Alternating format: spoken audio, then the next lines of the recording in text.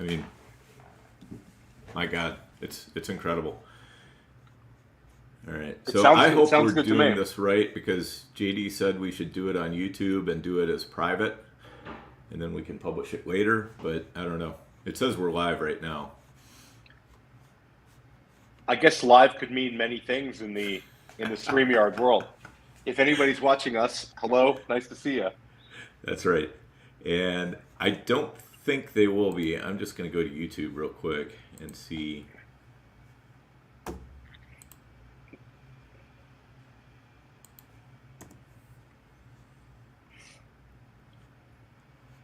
Yeah, we're good. Yeah, it's not showing up here, so I don't think anybody's got any way to see it. So we can talk freely. So that'll be a fun pod that we got a couple of those lined up, but we have the one with Matt Modica and Michael Edelman. Get them to return. That should be a fun one in a couple weeks. Yeah, for sure. Looking forward to that. So we'll keep this one. I'll keep the queue open. Are you able to load the queue as well? The way you're doing it right? Okay, that's awesome.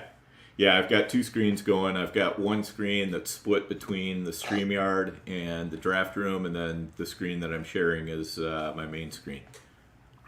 Okay, awesome. Pull this thing up on mine.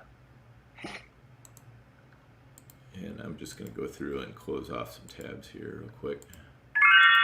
I've just been doing waivers for not like a lot of the day, but enough of the day that it's been annoying. Yeah, we will have to talk about waivers some too. So I just got around to dynasty waivers. I was doing all the redraft waivers.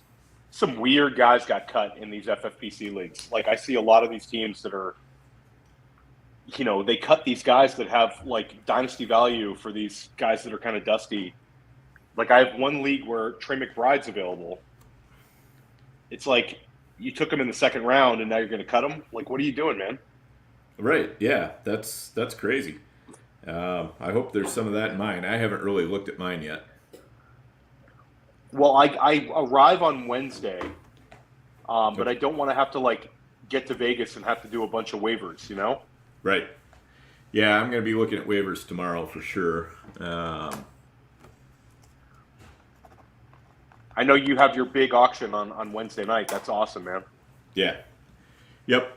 And so that will be, by the time that thing starts, I pretty much got to have my waivers done anyway, because that's going to start at like 9 Eastern. So I'd have one more hour basically when that thing starts.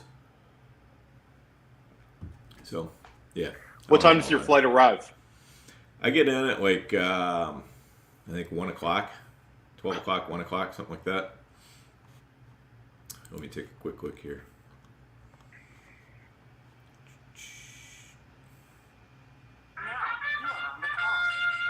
All right. So I'm gonna put in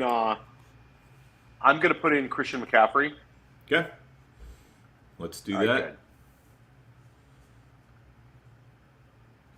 Good. Keep the pressure on everybody else. Don't give them time to think. And we can edit to start like right when we put this pick in too. I think. Yeah, I guess so. Okay.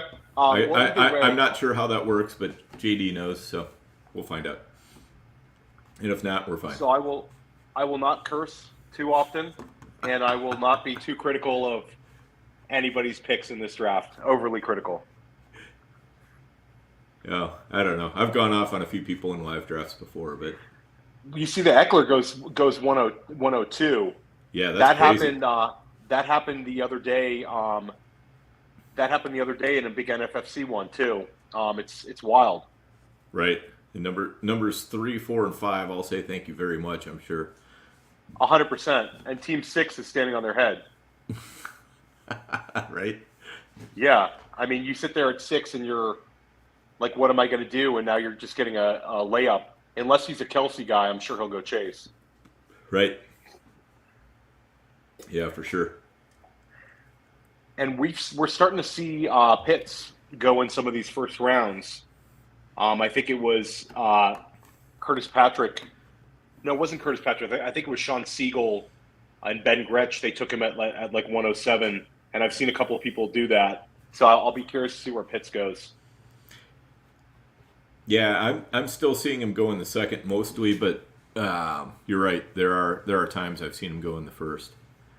Let's see. And this guy at number 9, Romham, I've seen him in quite a few drafts. I don't really know who he is, but seen him around for sure. It's tremendous team name for anybody who's watched Always Sunny in Philadelphia. It's one of the best episodes. Yep, no doubt. And then you're seeing some of these guys drop like stones. I told you I got that Najee Harris at 26 overall. It's funny because there's one very, very sharp guy who's been on the GOAT District possibly multiple times, and he's been taking Najee Harris at like a discount at the end of the first round, early second, consistently.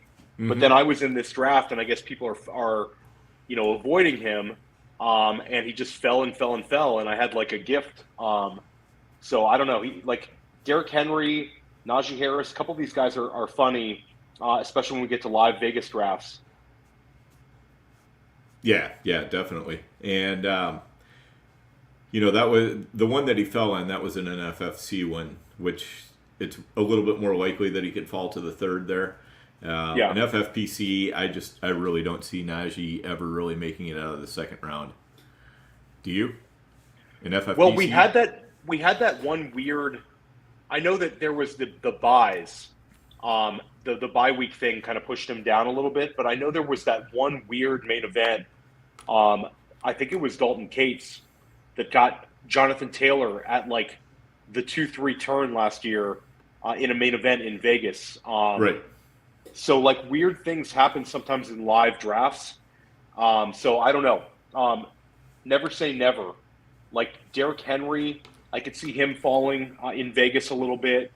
And plus we've got to factor in also like if Stephon Diggs has some massive game, on Thursday opener, he could steam into like the top 3 and push everybody back a spot. Oh, definitely so, yeah. And I do think that's why you sometimes see Eckler going, because this isn't the first time we've seen Eckler go up that high. And, you definitely see Jefferson and Kupp and even Jamar Chase going up that high occasionally. And I think a lot of it probably has to do with McCaffrey with week 13 bye and Jonathan Taylor with a 14-week bye in this particular format. People just don't like being without their 101 or 102 for one of the playoff games in the league playoffs. I mean, Eckler's kind of interesting though. It's like when you take Eckler at the 102, then you need to believe that he could be the number 1 scorer in all of fantasy football. That's like if you get gifted one of these top 2 picks, you've got to really swing for the fences here. It's part of our process with getting McCaffrey. So right. I just don't see it from Austin Eckler. Like I don't either, but I think there are some people who are just so freaked out by the fact that McCaffrey and Jonathan Taylor will not be there for one of their league playoff weeks that it causes them to make a poor decision. Yeah. I mean, you still get there with finishing number 1 in the regular season, though. So, right, exactly, and that's the key, and it makes it that much easier to finish number 1 in the regular season if you never have to put Christian McCaffrey or Jonathan Taylor on your bench. Yeah, so that to me is kind of the advantage of it. Like I always get nervous with McCaffrey because, well, if we lose that first week, basically we're playing for $500 now or whatever for the league playoffs, which that's not a position you really want to be in. But you've already hopefully made $2,000, and you're already in the you're already in the final championship round. So that's kind of why I don't have a problem with taking McCaffrey or Taylor there at all. So I've loaded a few guys into our queue. Mm-hmm. I like it. We took Michael Pittman in the main event that we split with JD and Andrew. That you can listen to on the GOAT District right now. It was we really liked our build a lot. And I took Michael Pittman this weekend a couple times. I have a ton of Pittman. In a previous main event I drafted by myself, I took Pittman with McCaffrey at the 2-3 turn as well. So, like, I don't know if he'll be there for us, but I think that he makes a lot of sense. And then we have in the queue A.J. Brown, Tyreek Hill. I put Javonte Williams in case he falls back a little bit. I know that's not our preferred strategy, but he's got a ton of upside, I think. Who else would you want to put in this queue? I mean, I think, Mixon's going to go before our pick, I'm sure. Najee Harris might or might not. Yeah, 100% if Najee's there, we're taking him. Right. I'll put Mixon there just for the laughs, even though we know he's not going there.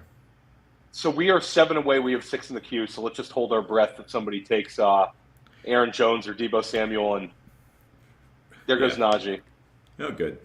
That's all right. Then we don't have to think about it too much.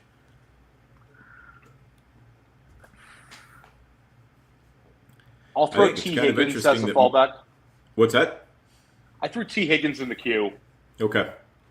I'm less excited about him there than I am a couple of the other guys that we have in the queue, but you can make an argument for him. I think he could smash with touchdowns this year. Right. So I think Air Moeller right now is looking at he's already got Jamar Chase, and he's looking at Joe Mixon sitting there and going, do I want to do this or not? And the answer was apparently yes. That happened to Chris Eibel in the New York Super Draft for NFFC, where he took Chase, and then we took Michael Pittman. Nelson Sousa and I took Michael Pittman when Joe Mixon was on the board. We considered Mixon, but we took Pittman especially because of the structure. And Eibel took like the entire clock and made the same bet and went Cincy. So it's a tough bet to make, but they both could definitely pay off. So there goes Javonte. We have 4, so we're going to get 2 of these guys. Is there anybody else you want to put in this queue right now to maybe differentiate or anything like that? I'm hoping. I would love to do the AJ Brown and then I'm pretty open after that. But if we can get AJ Brown with one of our 2 picks, would love that. I agree. Especially since we passed on him last time we drafted together in a main for Pittman. And while Pittman makes a lot of sense, honestly, we've got some, we've got a fair amount of Pittman as it is, so we might look at going. So the optimistic approach would be Tyreek Hill. If you went AJ Brown, Tyreek Hill. If you wanted to go with somebody a little younger, we like T. Higgins. But with Jamar Chase there, I don't think he's got like wide receiver 1 in his range of outcomes unless Chase missed some time. Right. Now you are on the clock. Okay, so Deebo goes. So we have all 4 guys in our queue. So let's use the clock and let's take AJ Brown. But let's talk this out. So I know we have a lot of Pittman. I don't mind going with another Pittman share with AJ Brown. Tyreek and T. Higgins are both there. Tyreek does carry some risk, in my opinion, because it's a new offense. He's a year older. I've been drafting him, but Pittman seems like the safe choice. Yeah, he is. But you also have to think. We also have to think about what is the upside, in a potential championship run. Tyreek Hill, I think, can have bigger smash weeks than Pittman. Yeah, and I think AJ Brown and let's put in AJ Brown. Okay. Okay, so I'll put AJ in. Okay. You are on the clock. Tyreek versus Pittman is tough. I agree with you. I think that Tyreek's got the higher ceiling. Me and you do not have a Tyreek Hill share on a team we're splitting yet. I say we just take Tyreek Hill. It's a guy we don't want to be shut out on, and I feel like to get him in a build with CMC and AJ Brown. I mean, this could potentially be lethal. Let's take him. Yeah, I'm with you. Let's do it. I'll bet you Pittman goes next pick to Devad, especially after he passed on Jonathan Taylor. Yeah, unless he really is freaked out by week 14 bye. I guess we'll find out. Yeah, I really, really like getting AJ Brown right there. Really like it a lot. Yeah, that's great. And I've been trying to get some AJ Brown on one of these, one of these really high stakes weeks, and I've been just unable to do it. It's just one of those things where if I'm either totally not in the right spot, where I would be taking him way too early, or he always goes a pick or two before me, and it's just frustrating. So you see, like you're starting to see him have a bigger draft range too. I feel like you're starting to see mid-second AJ Brown. Yes. I mean, in our NFFC drafts, I saw him early second. I think we could kind of see that as just so much positive vibes with that Philly offense right now. We just got a big piece of it. And I'll also add that, this kind of opens us up to a Jalen Hurts pick, yes. If it's there, which is kind of exciting. Yep. So Team 2 went with Eckler and then Deebo Samuel, then came back with another Charger with Keenan Allen. Team 4 has to definitely be feeling good about Justin Jefferson, Michael Pittman. That's always a nice combo. We've done that before. And then Team 3, Jonathan Taylor, Aaron Jones, Travis Etienne. So he's going robust RB there. Not a fan of the Keenan Allen pick there. No. I'm kind of fading him a little bit. It just seems so safe. It's too soon. I mean, if you can push him to the end of the third, maybe even early fourth, I can see my way to it. But I see what he's doing here. He's trying to get that Chargers build. So I think he's probably going to be a pretty safe bet to take Justin Herbert down the line here. Yeah, I'll be curious to see how high he pushes Herbert up, because I think he's probably going to push him to the 4-5 turn. I think you have to, right? I don't think he can wait until the 6-7 for sure. Now if he's really nervous, he's going to take him at 4. If he's if he trusts us even a little bit, he'll push him around to 5.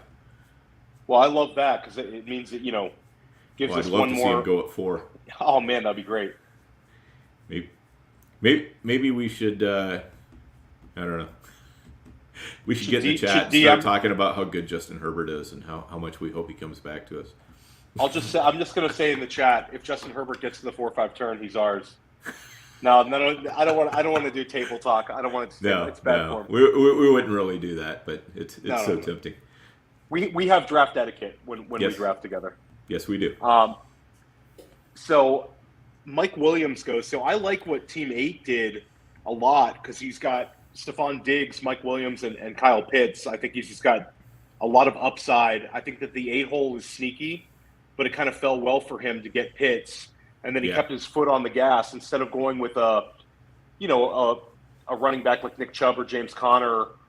He went with the big time touchdown upside of Mike Williams, who I have ahead of Keenan Allen. So I like what Team 8 did a lot. Yeah, totally agree. I think that was a smart move because, and he's probably going to end up going wide receiver here on the way back too. I think this is going to be a very yellow round coming. Yeah. Team 10 and Team 11 have no wide receivers. They both probably go wide receiver. Josh Allen. Well, that's tough. Nice. That's a tough build. Tough build for Team 10. Yes, it is. I mean, I'm sure he's liking the value on Derrick Henry coming around to the second round. So, he's thinking I've got 2 stud running backs. Now I'm going to put the top scoring quarterback with them. That's the thought process. But I think this build is probably going to go. If you want Josh Allen, though, and you're sitting there at the 10 spot and you have Dalvin Cook and you have Derrick Henry, seeing that Team 11 needs a wide receiver and Team 12 needs a wide receiver, right? Push him around. You could take your wide receiver there and let Josh Allen come to you in the 4th. So it's I don't know. I mean, there's almost no way I'm taking Josh Allen in the 3rd, personally. I don't see a scenario where I'd ever do that. Yeah, he's got to go around to the 4th. I don't even like him in the 4th. I don't think I would even likely take him in the 4th. Now, if he gets around to the 5th round, I would start to consider it. But that's about as early as I want to consider taking the starting quarterback. He almost came to Andrew and I in a 5th round of a main, and then he went a couple before. It would have been great. That's where we drafted him last year in a main, and he paid off big time. But I don't know. You really lose your edge when you take a quarterback this early. It's very difficult, in my opinion, unless Josh Allen just absolutely smashes. And he's got to have a gap between QB2 and QB1, like that kind of smash. to kind of justify taking him here, especially when you need a wide receiver. So we see Gabe Davis and Jalen Waddle. That's not a bad outcome for Team 12 after going Saquon and Mark Andrews. He definitely benefited from the Josh Allen pick there. Mm-hmm. For sure.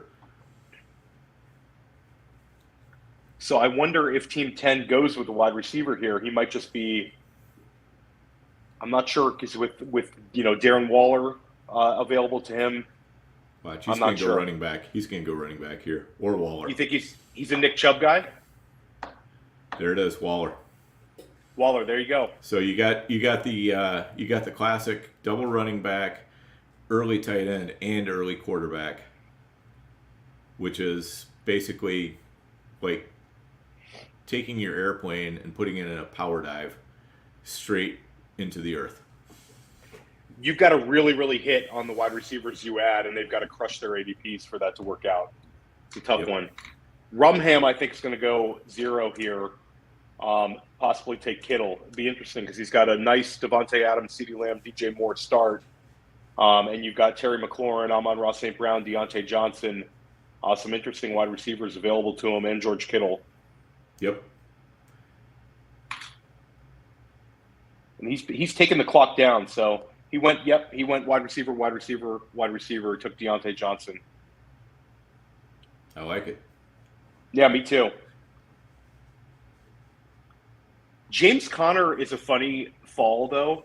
Like, yeah. I'm starting to see him fall. It's kind of like people are just kind of a little bit bored by him, I think. Yes. Eno wins the backup job, and I have a ton of Eno. But it's like Connor's got such a big role. Everybody likes the offense. He had such success last year. He's not an exciting guy, but to me, like anywhere mid-4th and on, he's just a great value. Oh, yeah. Yeah, if you can get him around in the 4th round at all, I think he's a pretty good value. Now, I'm not going to take him over like, Gabe Davis is probably going before him for me. Allen Robinson definitely is. Cooks, maybe. But, yeah, anytime after that, I don't have a problem throwing in Connor. All right, so Kittle goes. So we've got a double tight end build here. Kelsey, I put Jerry Jeudy in our queue. I like him here a lot. We took Hollywood Brown together. I've taken him a ton. Tie breaks, I would not really love another Hollywood Brown just because I have so much of him. Right. But if it has to happen, it has to happen.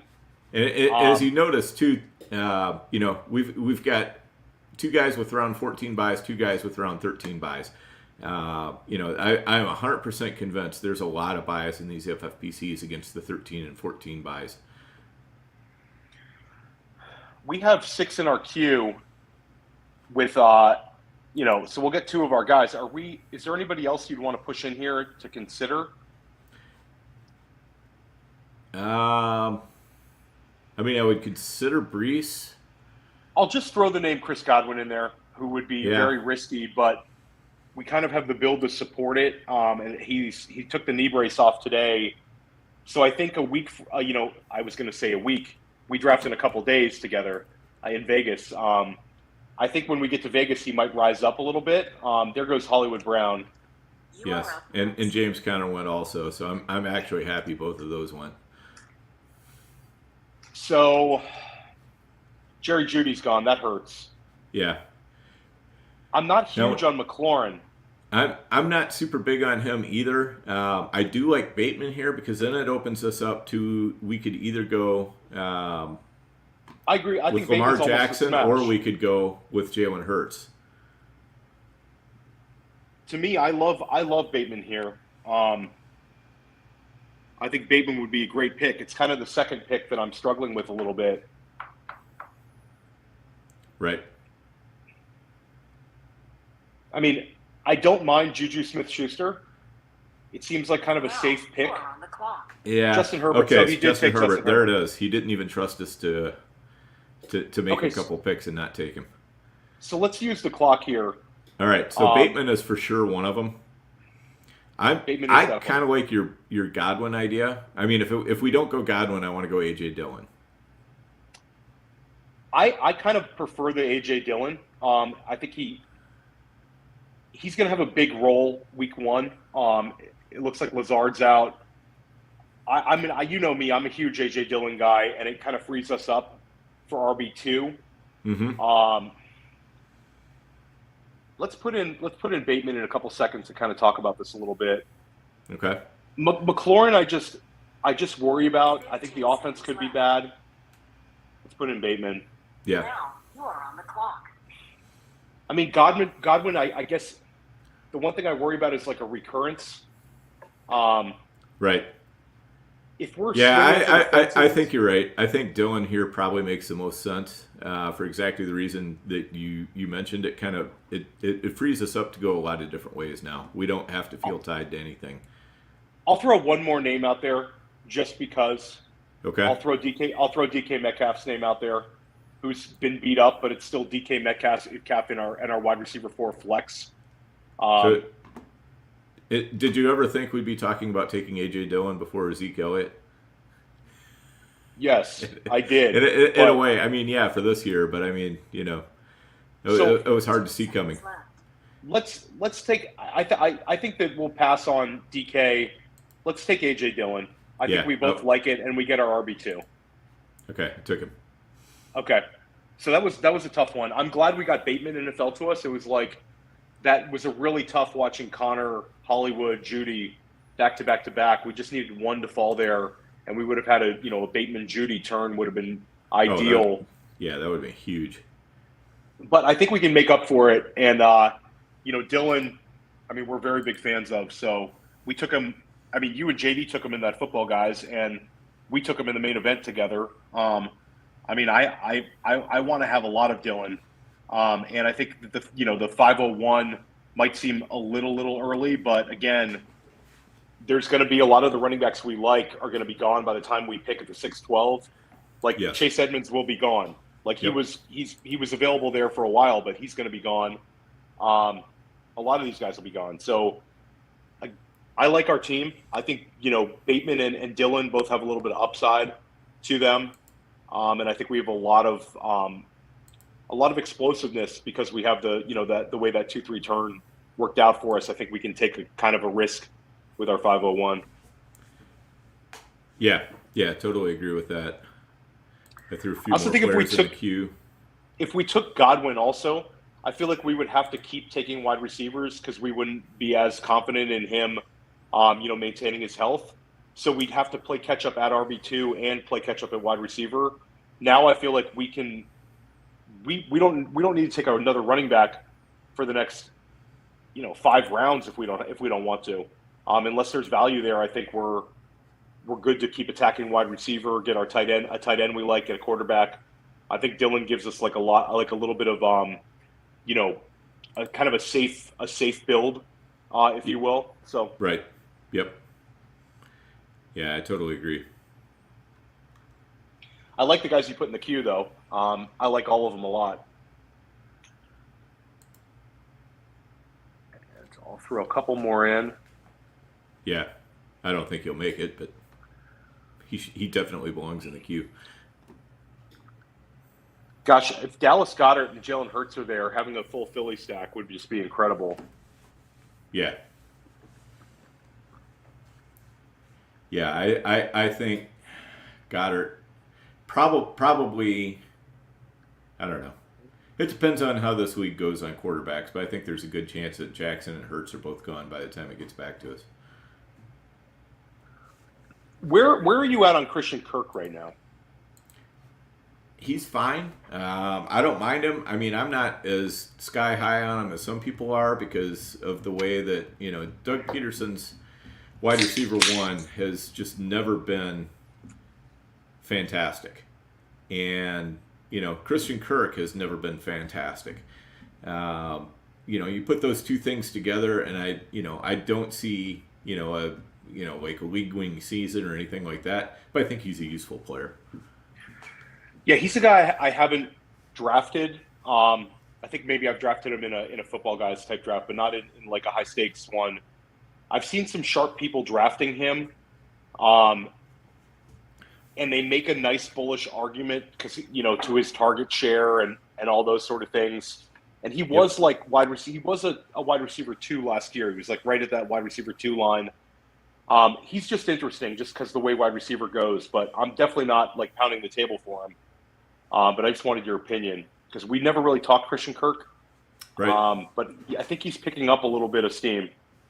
Yeah, I think so too. A team that's not picking up steam is Team 7. What do you think about that build? I mean, I don't see why you go with a second tight end when you draft Travis Kelce, and also like I took Breece Hall. I'm a huge Breece Hall talent fan, but I think you might have to wait a few weeks to get him. You know, potentially have to wait longer than a few weeks to have him, you know, handle that backfield unless there's a Carter injury. So I don't love seeing him go in the 5th round. I just think, you know, when I draft Travis Kelce or Pitts or Andrews, I'm not touching tight end for a while. I think you could make a case that if like a Dallas Goedert fell to the 6th, going with the second tight end, but I think when you take one in the 4th, it's difficult. Right. It's tough. It's a tough build. I think so too. And our dreams are dashed with the Dallas Goedert pick at 509. He's got so much steam. I think like we saw one draft this weekend in New York where he went before Waller and he went before Kittle and Waller. So like I don't know if I would do that, but there are people that are just betting on him to just go nuclear this year.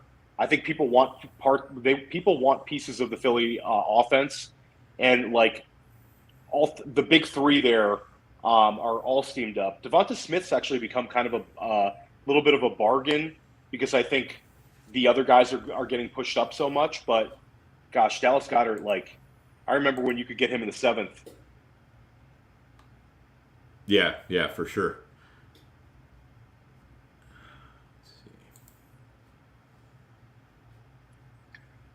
So we see Dalton Schultz go at a kind of a reasonable price this draft. Yep. We don't usually see Goddard ahead of Schultz either in these mains. It's been happening a little bit more frequently now. So it's not surprising when it happens, but I don't expect it either. I like Team 6 getting Juju where they got him. I think that was a nice pick. Yeah, that was good. And Team 12 has had a really nice rounds 3, 4, 5 with actually really nice 4 straight picks there with the Ayuk selection. He pushed Ayuk up. Yeah, but to have Waddle, Davis, Elijah Moore, and Brandon Ayuk after a Saquon, Mark Andrews start, that's a nice job with the 12. Yeah. No surprise with Roger. He's sharp for sure. And with Juju, you were talking about him. He went at the 506. It wasn't but a couple weeks ago he was really going at the 5-6 turn. So he's definitely bounced up to the point where I often see him going in the early 5th now. So 5-6 is a nice value now, but a couple weeks ago he was going even later. Throw. All right, so Pollard goes. So now we have Team 11 has 3 running backs, 2 wide receivers, and a tight end. So we have multiple stacking options if they're there with Lamar Jackson and Jalen Hurts. Yep.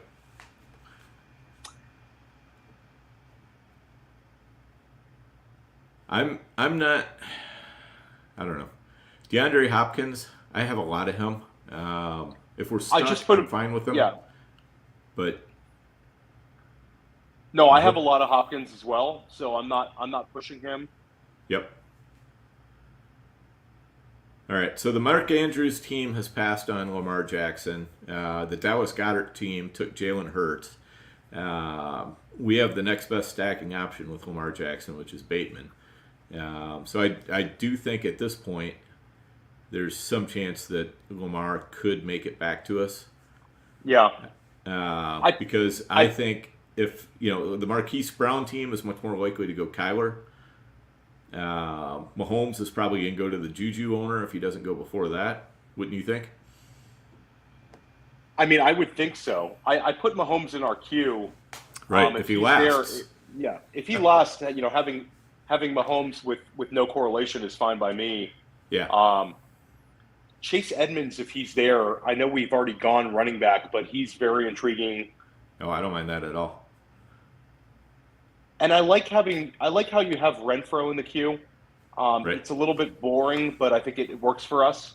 And also, we're drafting with Andrew this week, so there's no chance he's going to let us draft Hunter Renfro. So it's nice to get those guys that Andrew might not be as excited about. 100%. All right, so there goes Mahomes. There goes Mahomes. Yeah, Team 7 is just, I don't know. That build is... He's putting together some good players, and I like, he's got the Kelsey Mahomes stack, but he really needed to get another wide receiver in there somewhere, whether it was instead of Hall, instead of Kittle, or instead of Najee. One of them. Probably Hall and Kittle would have been where I would have put the wide receiver in. Or two. And thoughts on TJ Hawkinson here? I don't want to go tight end QB, but... Yeah, I don't love that. Then let's I see why you put him in the queue. Out. Yeah. But we've got picks 5 and 6, and we can leave Hopkins and Thielen out and still get our guy and still get two guys we like. So I'll say Drake London is very intriguing to me. Yep. It's kind of like the polar opposite of a Renfro or a Kirk. I think we'd expect Renfro and Kirk to have nice, beginning of the season. London's been a little bit banged up, but I think that he's a stud, and I think that he's going to be a number 2 target, possibly get the most targets in Atlanta. I wouldn't bet on it, but I think that he's that good. Right. Yeah, usually wide receivers taken in the top 10 are pretty bankable. And he went number 8. So there goes Chase Edmonds. Edmonds goes off the board. So right now. Okay, and Cam Akers just went. That's beautiful. So now we've got Lamar Jackson, Renfro, Drake London. As we can have 2 of those 3. So I'll say Lamar Jackson's almost a no-brainer to me to get a Lamar Jackson at the 6-7 turn is great. I think we're pretty open with the next one. It depends on, and there goes Josh Jacobs. We love seeing that. So it's Renfro or London. I think it's got to be London, don't you? Yeah, I mean, I think London makes us super, super dangerous if he breaks in there. I just worry about him being a little slow out the gate because he missed time. Right. Renfro has such a nice floor. He doesn't really have the ceiling. Right. Kirk and Hopkins we're not so excited about. Ramondre Stevenson seems like unnecessary. Right. Let's take Lamar and let's talk it out. Okay. I'm going to put Lamar in. I threw Adam Thielen in there. I don't know. He also, it seems like we're kind of taking the foot off the gas. I think the pick is Drake London. I think it's the most dangerous pick we can make. I'd like to follow up Drake London with another wide receiver in our next turn, though. Right. Just in case he's slow getting back. Even if it's somebody that, we're not super duper excited about, but we think he's got a good floor. I'd like to kind of build that. Yeah, if we can find 2 wide receivers we'll like at the next turn, I'd have no problem doing that. I think let's take London. You good with that? Yeah, I love it. Okay, so we're taking London, and then let's see what comes back to us. It does kind of suck to let Hunter Renfro go back around, but because I kind of feel like we're letting Team 2 or Team 3 off the hook a little bit by leaving him, but that's the way it goes. Yeah, I mean, it is what it is. I think that the most dangerous outcome for us would be Drake London, becoming what we think he can be. And I think by week 8, we're going to be really, really happy we did this. And I think when we get to the money weeks, Drake London could just be cooking. And I also think like me and you like drafting guys that we think are going to be drafted higher the following year. Like there's a chance we're taking Drake London in the second round next year. Right, exactly. All right, Team 2 continues to go RoboStar B. I wonder if he popped the Werther's original after he made the Josh Jacobs pick, and then he followed up with Elijah Mitchell. Ooh. I think there's a good chance that he did. Yeah. All right, Kyler goes. Maybe a little bit of snipage at Team 4. I'm sure Team 4 was kind of hoping Kyler might be there with their Marquise Brown, but yeah, I have so much Kyler. I love getting another Lamar Jackson share though here. It's especially with J.K. Dobbins being a little banged up. Yep. I think that they could be a little more pass heavy than even they want to be. Right. And I think that Bateman is going to get Bateman's going to have such a nice target share. He could absolutely smash Andrews as well. But to get Lamar and Bateman, I think is great. And I'll throw out to you Isaiah Likely in the later rounds as part of our late tight end approach. Yeah, because we're one to consider here. Yeah, we're pretty committed to late tight end at this point. Yeah, there's no point in I mean, Cole Kmet. Kmet, yeah. If Kmet, he's somebody to consider. 901. Somebody to consider at the Kmet 8-9 turn, but I guess I hate taking Kmet quite that early. And then if he makes it around to the 10, it's almost a miracle. Yeah, I don't know. I mean, especially with the Ertz injury, I think Kmet might get pushed up in this one. Right. Like, I know that we like getting him later. I just think that we're both bullish on him. He's going to be well targeted. He's got potential to lead his team in targets. And he might be the last tight end available to us that could potentially lead his team in targets. Like, with all respect to Darnell Mooney, Mooney is not an alpha. Not to say Kmet's some monster, but they're very limited in their weapons. I mean, I don't know. Let's see where the board goes. I can see Kmet at the 8-9 turn, depending on what else is there, for sure. So the Allen Lazard is still available. The Lazard might not play week 1. Yeah. And, honestly, I wouldn't have a problem leaning into that. No, me neither. If he was still there. Apparently, Rogers was wearing a T-shirt today saying Rogers Lazard 22, like a political one. Like it was like, and it said like make Green Bay fun again or something like that. And the reporter said that they weren't allowed to take pictures, but that was what Rogers was wearing. So that's kind of funny. That's great. Amari Cooper I put a few interesting wide receivers in the queue. Yeah. I really think a couple of those wide receivers are likely to be there when it comes back to us. I put in my wide receiver I love, just so we can argue about it when we get there. Ooh, I can't wait until he appears in mine.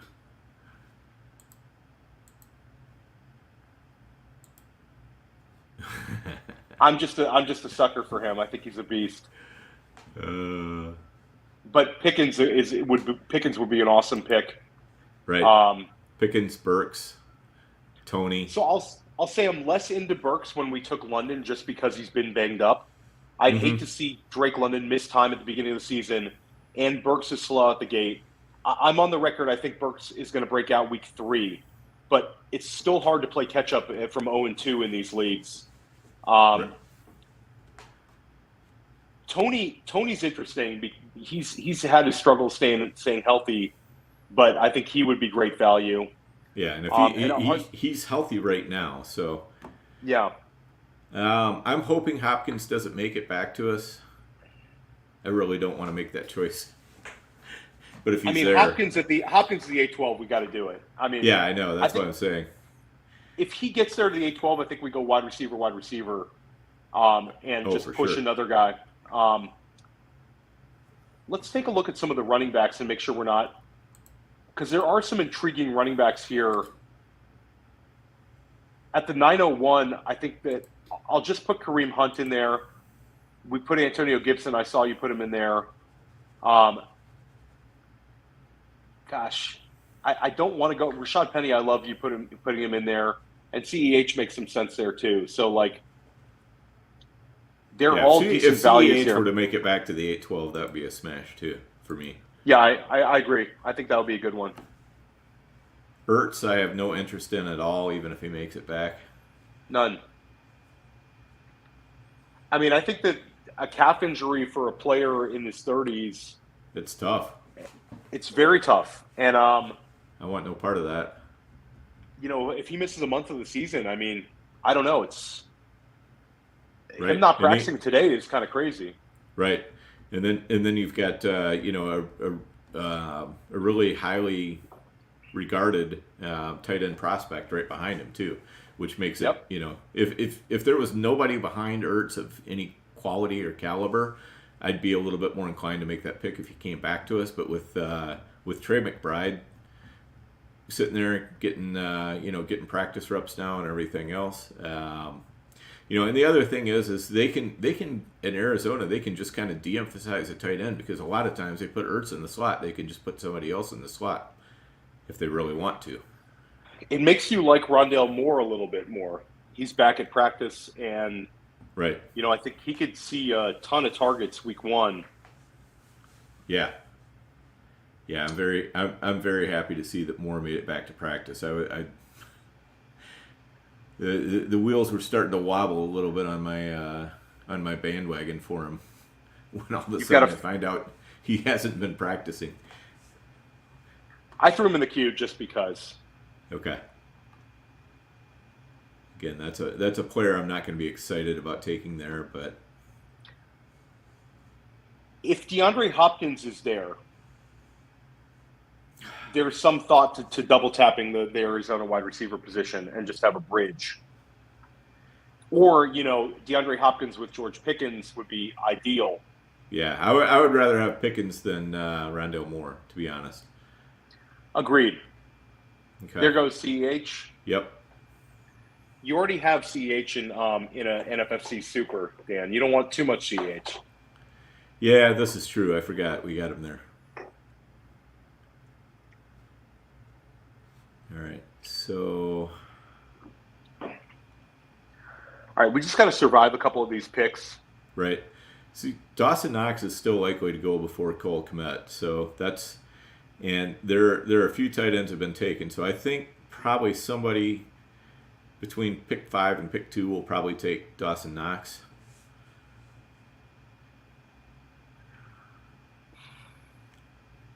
I mean, if he doesn't go before that.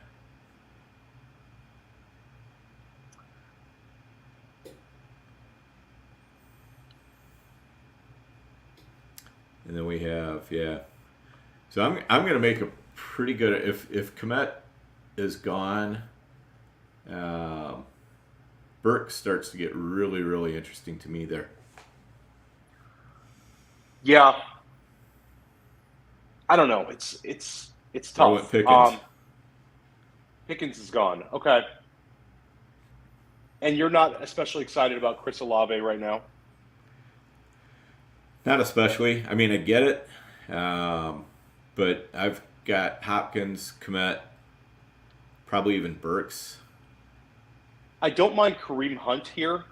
Right. I like Kareem Hunt. I think that he's intriguing at the 8-9 turn. I think he'll be usable. And who knows which way that offense goes. I mean,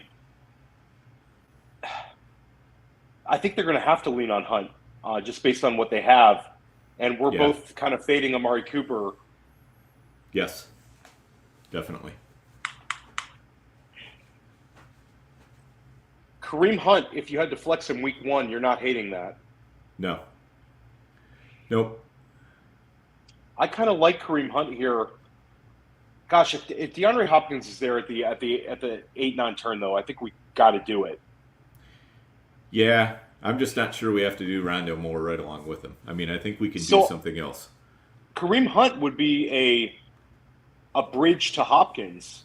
Right. Because you could put Kareem Hunt in the flex and feel very good about that. Right.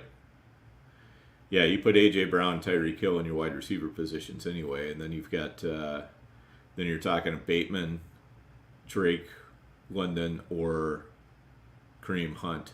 2 of those 3 for your flexes. Okay, there went Hopkins. Okay, so we have 5 in the queue, but we're not especially excited about a couple of them. Right. Let's add some pivot options. You're not into Miles. There goes Kareem Hunt. Is there another running back you'd want to consider here? Singletary's gone, so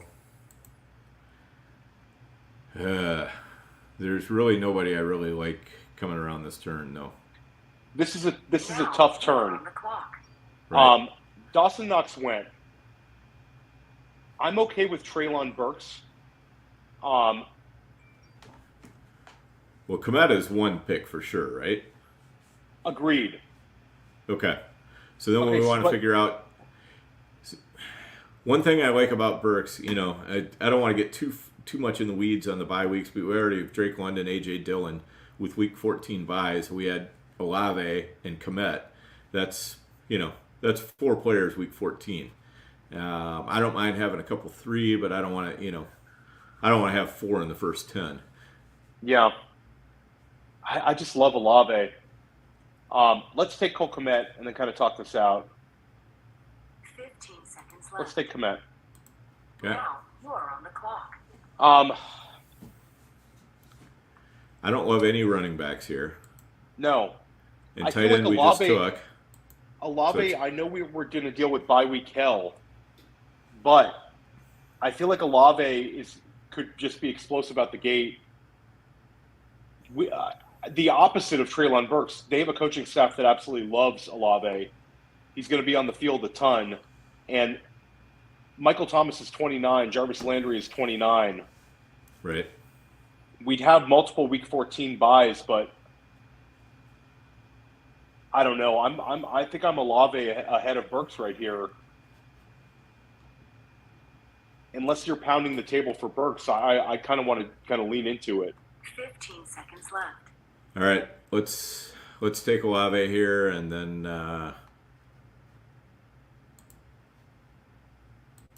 there we go. Okay, I mean, I just think he's a stud, and I think he's the most explosive guy in that offense. I think having Kamara there is going to make the offense, a little bit better than some people are expecting. Like, rolling Olave out week 1, if London can't go.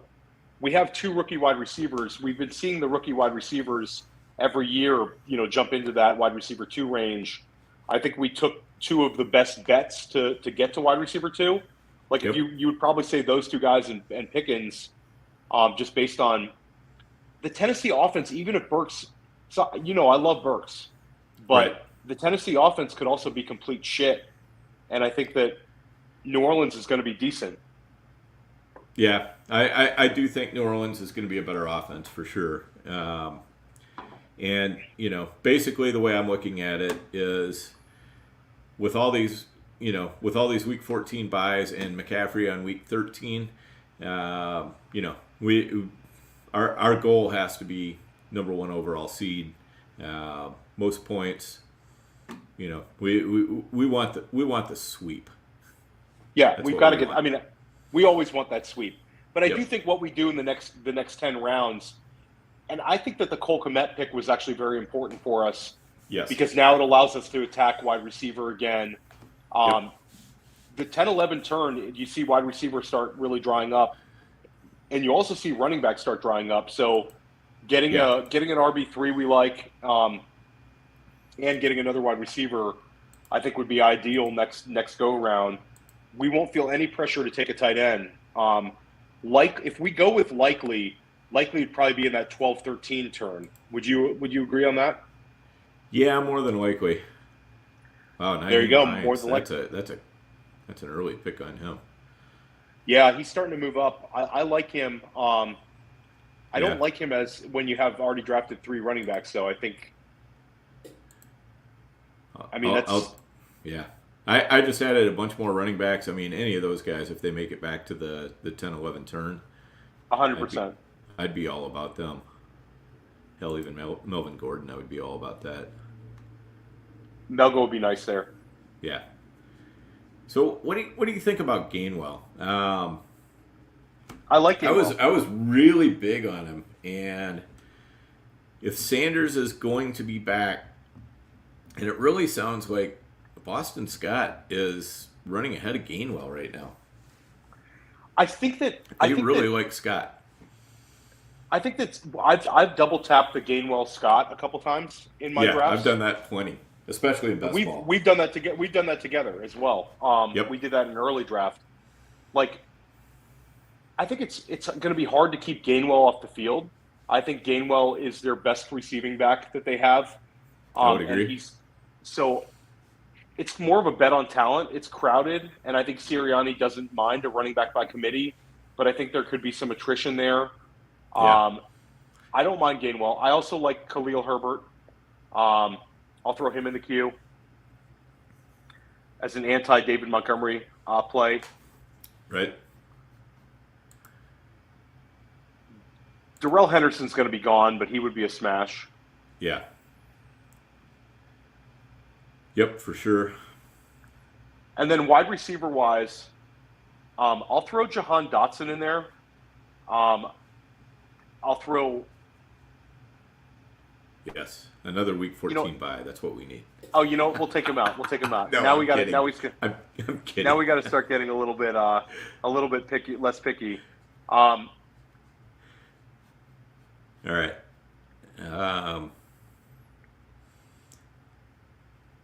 Josh Palmer's been moving up a little bit. I think he could be interesting.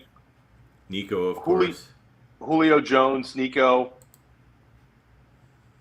And then if any of those, guys that are ranked a little bit higher fall, they're worth considering. Right. You see, Team 8 takes Romeo Doubs in the 9th.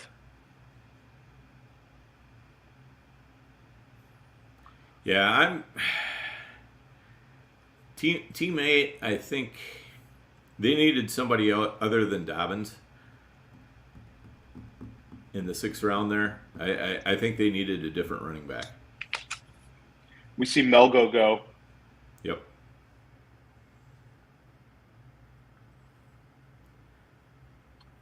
So Team 9... Melgo's a really nice value. Yeah, it was a great value. So Team 9 went wide receiver times 4, got the Goddard-Hurts pairing in rounds 5 and 6, and then added Devonta Smith to that in round 7. So they've got a nice Philly stack going, and then they throw in Gibson and Gordon. So I really like what Team 9's doing. Yeah, Team 9 has a good looking team. Yep. And getting Gibson that late, kind of like how we got Gibson that late, is really, really good for them. Yeah, for sure. And it'll be interesting to see what Roger does here at 12. He's just got the one running back, so probably time for him to grab at least one running back on the way back. And then see what else he does. He could double tap running back here too if he wanted to, and be just fine. We have 12 guys in our queue, so I think we're gonna have some people that we're interested in when they come around. Yep. Okay, so there went Sky. Let's see how far Roger pushes it. Man, Damian Harris would be a nice pick for him here. Yeah, it would.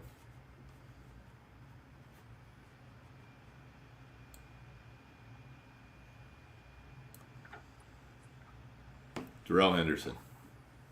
It's a great pick. Yep. Especially with the free look. Yep. Gotta like that. We're still pretty good right now. We've got Rondell Moore, Michael Carter, Rachaad White would be a slam dunk. Miles Sanders, Damian Harris, James Cook, Kenneth Gainwell, Khalil Herbert, Josh Palmer, Julio Jones, Nico Collins, Chase Claypool, all in the queue. Is there anybody else you want to add in this queue? Or that we should be considering? I'll throw Dotson in there. Yeah. I like him a lot.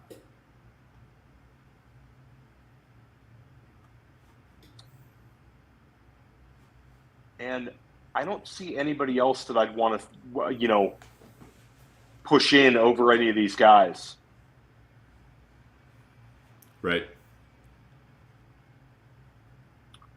You know, the thing is with Gainwell. So Gainwell and Herbert, I can kind of see Herbert. Gainwell, I'm like, I kind of want to say, why wouldn't we just take Eno Benjamin, you know, at the next turn after that instead? That's a good point. Why don't we take Gainwell out if you're out on him, and we'll consider these. I'll say one thing though.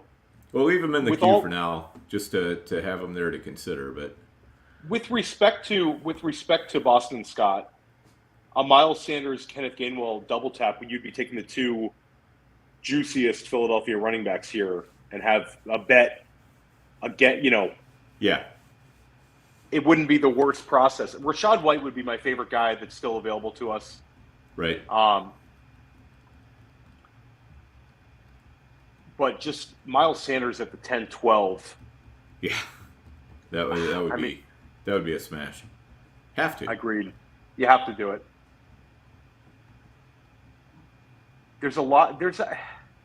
Chase Claypool has fallen like a rock. I think that there goes Sanders, so that dream dies. Yep. I put Claypool in there. Claypool, like, you could see like a dead cat bounce in Dynasty pretty quickly because Pickens is, like, I love Pickens. I know you do too. But Claypool getting to play the slot might be a really nice outcome for him. Yeah, it could. Let's hope for Rachaad White here. Yep. And let's move Claypool up. I mean, I would Claypool over Julio for sure. Yeah, agreed. How do you feel about Palmer, Julio, Nico Collins? What order would you put those in? I'd probably have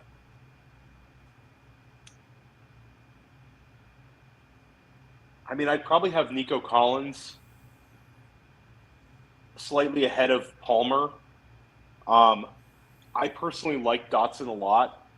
I'd probably have him up there as well. I mean, they're all sort of in the same tier, and you're usually not having to make the choice for all of them when you're OTC. You can kind of make an argument for all. Like, if we needed a guy week one, it would be Julio Jones for me, even with Godwin back, but I don't think we need that, and he's going to break down. To me, the ideal turn here would be Rachaad White, and Garrett Wilson goes. So that's Aaron Mueller takes a. Can you hear me, Dan? I just lost sound. Hold on one second.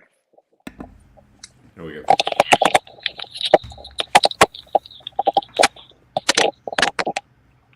Can you hear me? Hey, sorry about that. Yeah, I can hear you. Okay, good. I just think I just lost connection. Rachaad White and a wide receiver would probably be the ideal turn here for me. Yep. This is a tough call. Let's see who goes. Dotson goes.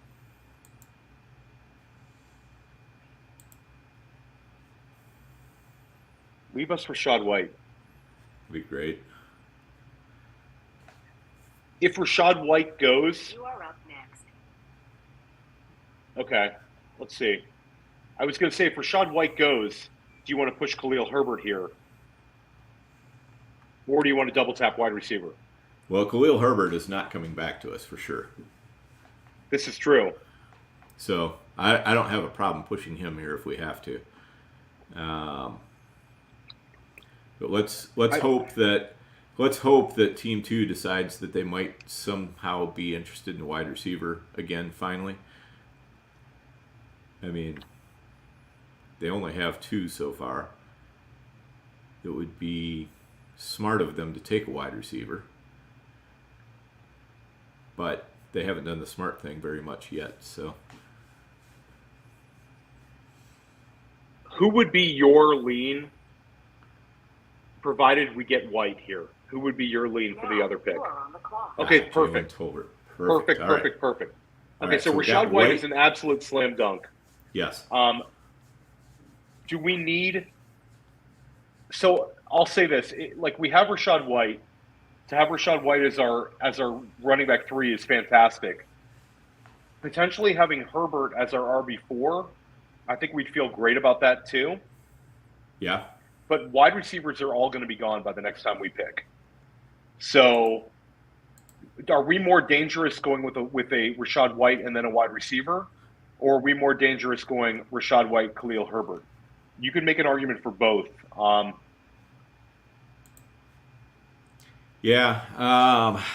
That's a great question. 15 seconds Let's left. take Rachaad White and let's talk this out for a little bit. Okay. I mean, Khalil. Rachaad White. Okay, cool. All right. So we're looking at Herbert. Who would you take if you were taking wide receiver here? Who would be your pick? Gosh, it's a tough one. Mm-hmm. It would probably be Nico Collins, which I feel like is as speculative as Khalil Herbert. Would we be crazy to take Chase Claypool here? Chase Claypool would be the swing for the fences pick. We've seen him produce big time in fantasy, whereas Collins and Palmer, we'd be kind of guessing at it. Gainwell as well. Mm-hmm. And Herbert, we've only seen him do it for 2 weeks in a row. I think taking a Claypool here is not the worst thing. I'm okay rolling the dice and going Claypool. All right. Let's roll the dice. Let's do it.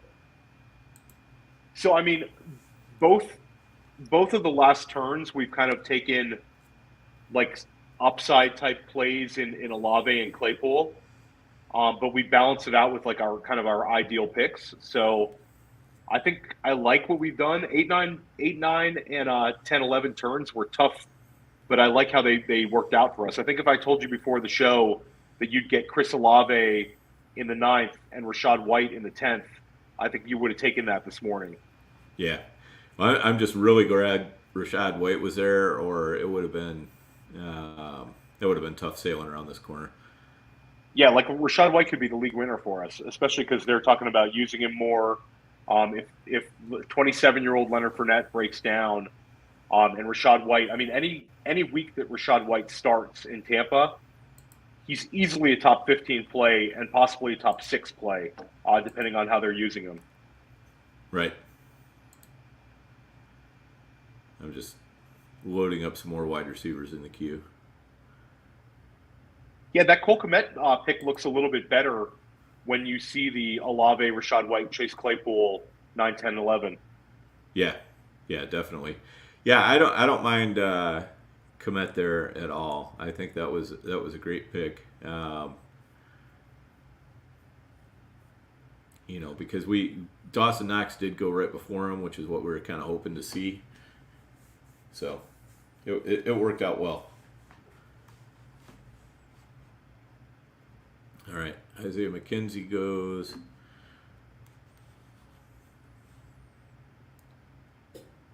So that 12-13 turn would be the time if we want to go with Isaiah Likely. Right. I don't mind doing it. I know that it kind of depends and see what the board does tight end wise.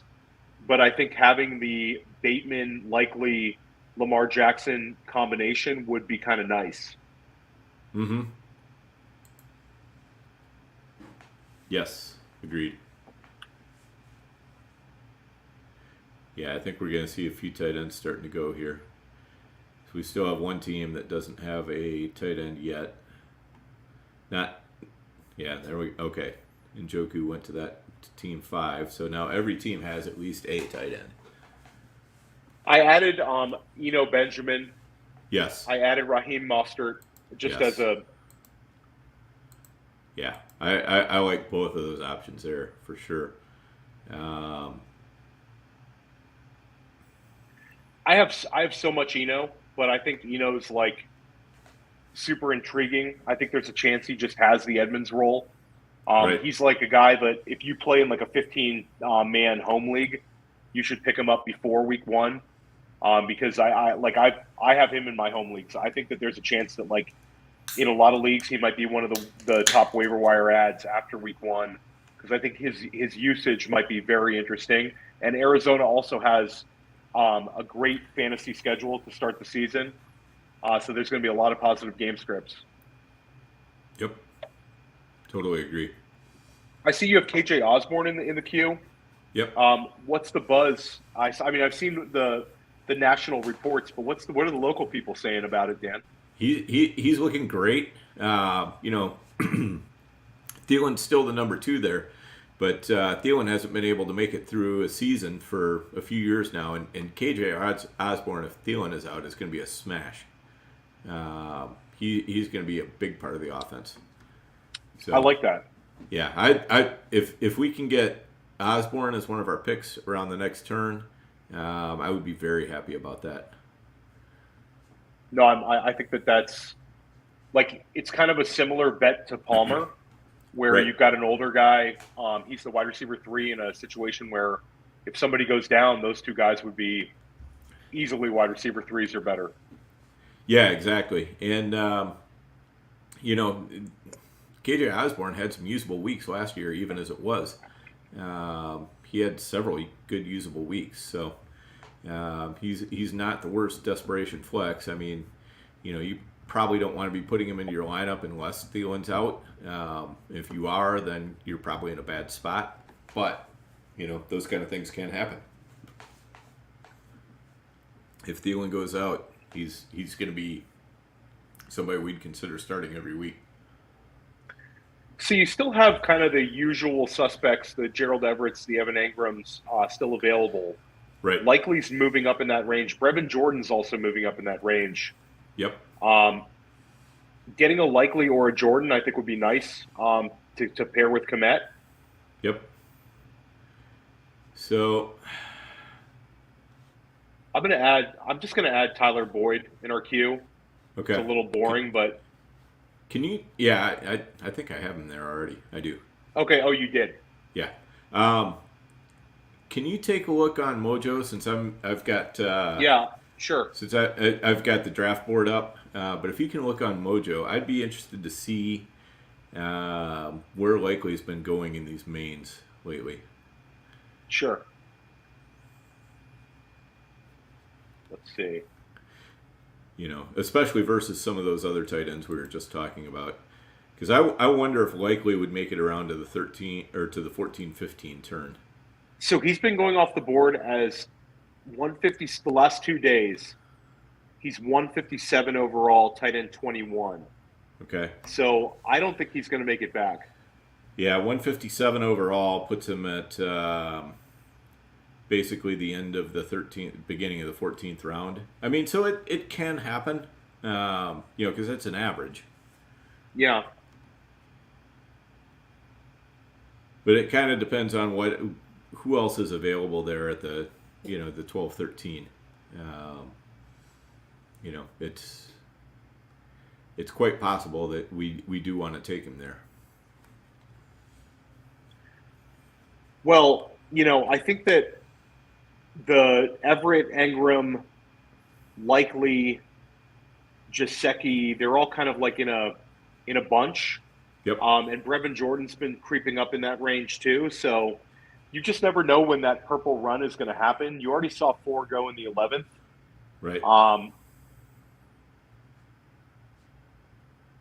Yeah, and when it kind of depends on, you know, where the other owners think that the wide receivers are really starting to peter out, and how much they like the late round running backs. Because we'll see some of those get pushed up in some leagues, but it's not consistent. You know, and as you say, sometimes there's a monster tight end run that will come over the next couple rounds here. So we're 9 out. 8 out, and we have 8 guys in our queue. And Tyler Algier is not one that was in our queue. So, like, we've got Eno Benjamin, I think, would be an ideal pick for us. But I would have Khalil Herbert ahead of him. We considered Khalil last turn. So I think if Khalil is there, that would be a one that we should take. Yeah, Khalil, I think, is a smash pick there. Now, we do like Brevin Jordan, and we like Likely. Yep. So I think there's a chance that one of them comes back to us at the 14. Right. If we went Khalil and then a wide receiver, if he's there. So I think we take Khalil or Eno or both. And if we take Khalil, we could consider a wide receiver versus Eno. Right. Josh Palmer, if he's there, I think would be great. He just goes. He just went. Yeah. Now, you can call me crazy, but I think I have KJ Osborne ahead of Wan'Dale Robinson just because it's a better offense. I think that's fine. I have a ton of Wan'Dale, and I don't have enough KJ. Khalil goes as well. So let's hold our breath that we get Eno Benjamin. Yeah. Is there a contingency running back that you consider here if Eno's gone? Or do we just push running back down? We can push running back down. I mean, Brian Robinson might not be the worst pick in the world. I have a lot of Robinson. I kind of prefer him next round just because he did get shot. Right. But Eno Benjamin, I think, would be ideal. Robinson, I know they say can come back after week 5, but what if he's slow out the gate? I mean, you might be talking about a guy that we're not able to use until week 8, week 7. It's just a difficult bet to make. Can I point out the juicy fact that the Josh Allen drafter took Tom Brady 4 rounds ago, and there are still two teams that don't have a quarterback yet. Well, when you get a chance to take Josh Allen in the 3rd round and then take a second QB, I guess this drafter wants to do it every single time. Got to do it. Got to slam it. Got to slam it. That 1 week where Josh Allen's on a bye and you get to start the greatest quarterback of all time, it'll be worth it, I guess. And make sure that you're out of your 5 running backs that you've taken so far, you've got Chris Godwin, who may not play week 1 or could be limited to start the ceiling, Allen Lazard, who might not play week 1, and Julio Jones, who could go out at any time. That's so. Awesome. Let's hold our breath here that yes, that Eno is still there. All right, then what do we want to do? I think we take the wide receiver here. Yeah, I think that's fine. With Eno? Because Evan Ingram, Gesicki, Tanyan are all still on the board. Not guys that we like Ingram, but not necessarily guys that we would have ahead of Brevin Jordan and likely, but I think a lot of people do. So I think taking your wide receiver of choice with Eno would be great here. Yeah. And if he takes KJ Osborne, I'm fine with Wan'Dale or DJ Shark here with Eno. I just don't want him to take Eno. Right. DJ Shark would be interesting because we could also take – okay, he takes Buffalo defense. So this is ideal for us. Yes. I pounded the table for Olave. KJ Osborne's your guy. So let's take Eno Benjamin, and then let's take your guy KJ Osborne, and I think we love this turn. Yeah, I totally agree. All right, well, we're going to go – we're not even going to use any clock. We're just doing it. That's a very good turn for us. Yes, it is.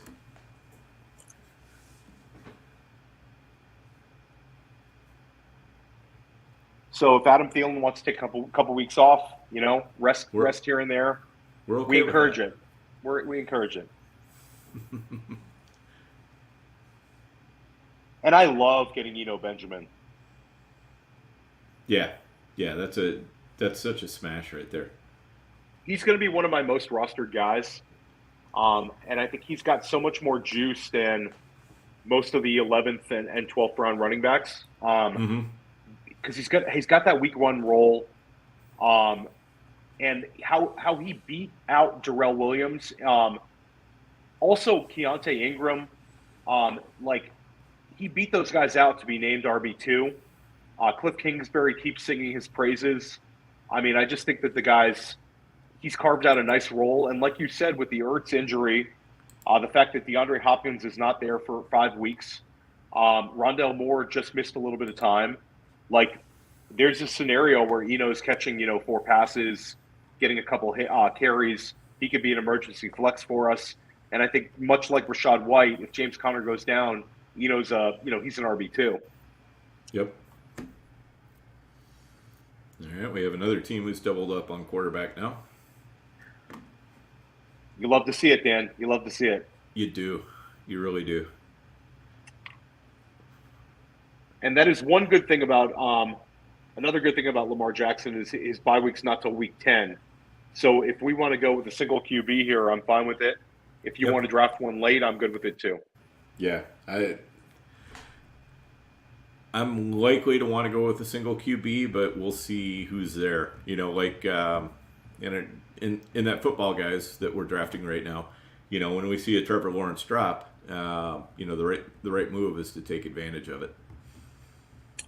Absolutely. So, but failing Russell something Gage, like that. I see you put Russell Gage in the queue. I mean, he's fallen to a point where it's just a great value.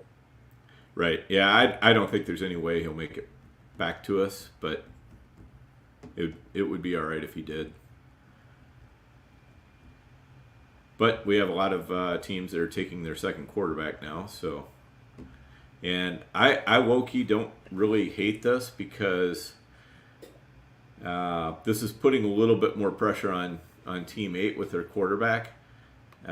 With everybody grabbing these second quarterbacks, and he still does not have his first quarterback. So he lost out. You know, I'm sure he was thinking out of Dak, Aaron Rodgers, Matthew Stafford, and Kirk Cousins, one of them would make him back to it.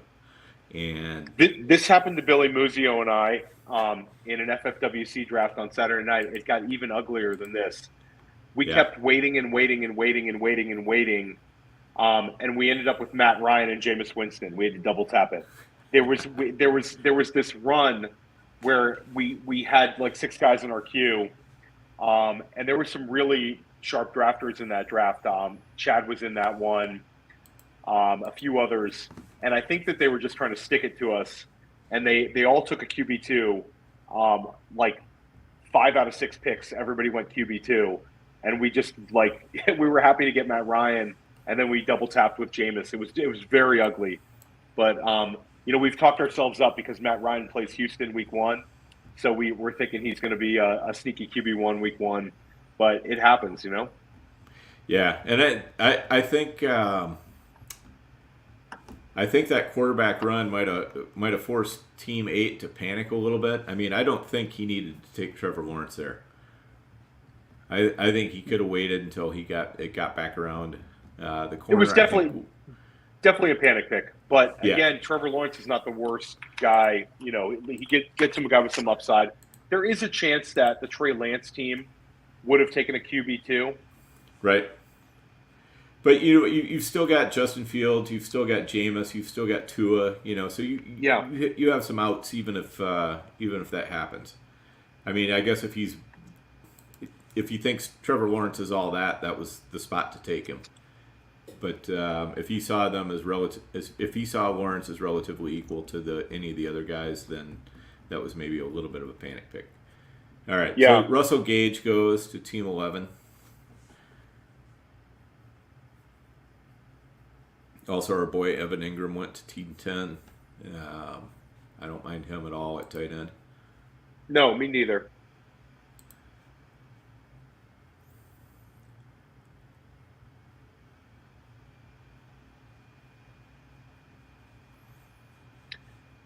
And then there goes Justin Fields. I like that for Roger, especially when he's sitting there with Trey Lance.